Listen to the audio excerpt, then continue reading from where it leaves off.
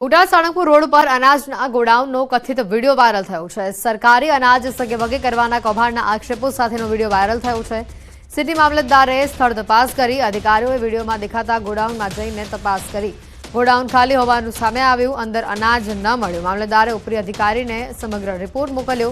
જિલ્લા પુરવઠા અધિકારીઓને મામલતદારને તપાસ સોંપી છે। સ્થળે મુલાકાત કરેલી, અનાજનું ગોડાઉન ખોલી અને જાતે તપાસ કરેલી। આમાં કોઈ અનાજ કે કોઈ વસ્તુ પડેલી નથી। એ અંગેનું અમે સ્થળ સ્થિતિનું પંચનામું અને વિગતવાર અહેવાલ આજરોજ ડીએસઓ સાહેબને મોકલી આપેલ છે। આગળની જે પણ કાર્યવાહી કરવાની અધિકારી તરફથી સૂચના મળશે એ કરવામાં આવશે। સાબરકાંઠા જિલ્લાના શાકભાજી પકવતા ખેડૂતો હાલ મુશ્કેલીમાં મુકાયા છે। હાલમાં શાકભાજીમાં મંદી જોવા મળતા ખેડૂતોને માર્કેટમાં સારા ભાવ ન મળતા તેઓ પશુઓને શાકભાજી ખવડાવવા મજબૂર થયા છે। શાકભાજીના ભાવમાં મંદીના કારણે ખેડૂતોને શાકભાજીને હિંમતનગરમાં વેચાણ માટે લઈ જવાનો ખર્ચ પણ હાલ નથી નીકળી રહ્યો। ખેડૂતોને મોંઘાદાટ બિયારણ, દવાઓ, મજૂરી ખર્ચ માથે પડી રહ્યા છે। ખેડૂતો શાકભાજીના હોલસેલ માર્કેટમાં લઈને આવે છે, પરંતુ ખેડૂતોને એક થેલીના ફ્લાવર, કોબીજ, રીંગણ, મેથી સહિતના ટામેટા સહિતના પાકના પૂરતા ભાવ પણ મળતા નથી અને જેથી ખેડૂતોના જણાવ્યા અનુસાર 2 રૂપિયાથી લઈને 5 રૂપિયા સુધીના ફ્લાવર, કોબીજ, મેથી, ટામેટાના ભાવ તેઓને મળી રહ્યા છે। ખેડૂતો કહી રહ્યા છે કે હોલસેલના વેપારીઓ મફતના ભાવે અમારા શાકભાજી ખરીદી રહ્યા છે, તો સામે છૂટક વેપારીઓ પણ ખેડૂતોને લૂંટી રહ્યા છે તેવો આક્ષેપ કરવામાં આવી રહ્યો છે।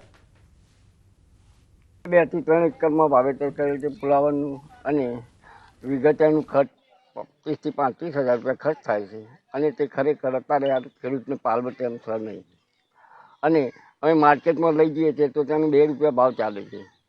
તેથી 2 રૂપિયા ભાવ ખેડૂતને પોસાતો નથી અને સેવાનું કામ કરે છે। ત્યારે આજે શાક માર્કેટની અંદર પુષ્કળ આવકના હિસાબે શાકભાજીમાં મંદી જોવા મળી છે।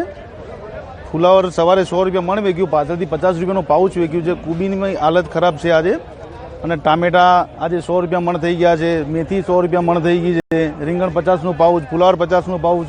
બહુ ભયંકર પરિસ્થિતિ થઈ ગઈ છે। ખેડૂતો માલ મૂકીને જતા રહ્યા એવી પરિસ્થિતિ છે। રીંગણનો ભાવ અમને પોસાય એવો મળતો નથી। 2 થી 3 રૂપિયા થાય છે રીંગણ।